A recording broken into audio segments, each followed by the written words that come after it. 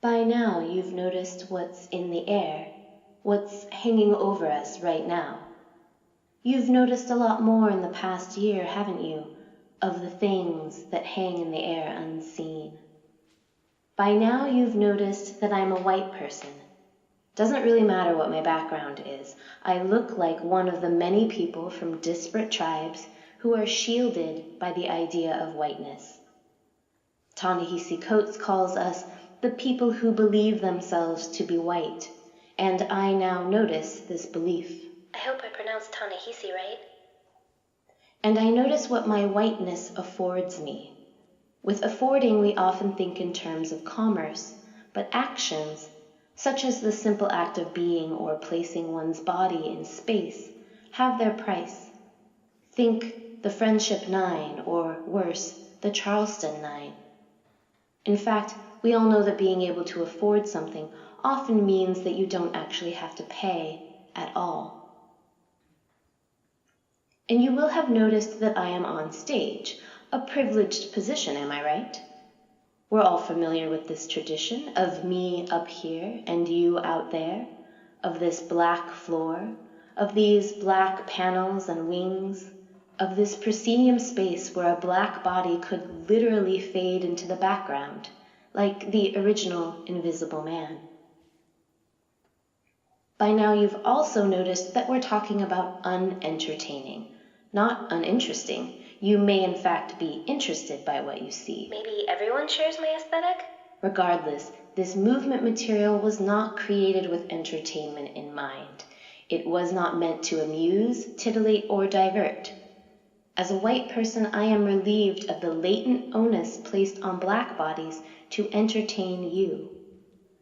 Ellis Cashmore plainly points out the obligation slaves were under to entertain slave owners, noting that we have not yet fully purged ourselves of this Sambo legacy. In fact, my shield of whiteness comes with the presumption of high art. As a white artist, I have always felt permission, a lack of obligation to cater to you.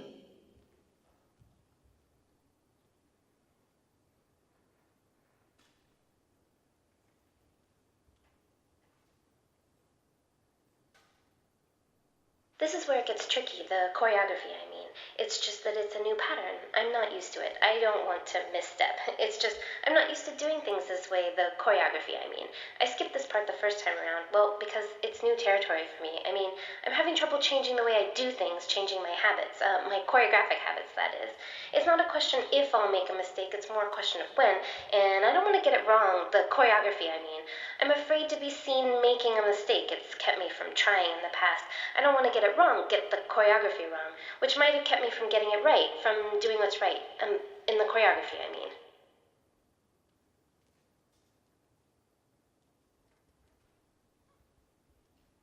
And now we come to could. So many ways to interpret this part. Is it in the sense of being allowed to? He could walk down the street unencumbered. Is it in the sense of something that might happen? It could be tricky trying to get that legislation passed. Or is it my favorite, the sense of something that used to happen? In the past, only a white person could afford to be this unentertaining on stage. Thankfully, those days are gone. Or, wait, better.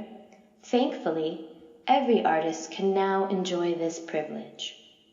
Or, thankfully, something, something, something. You fill in the blank. Yes, actually, that's it. It's you. You fill in the blank. It's your turn now.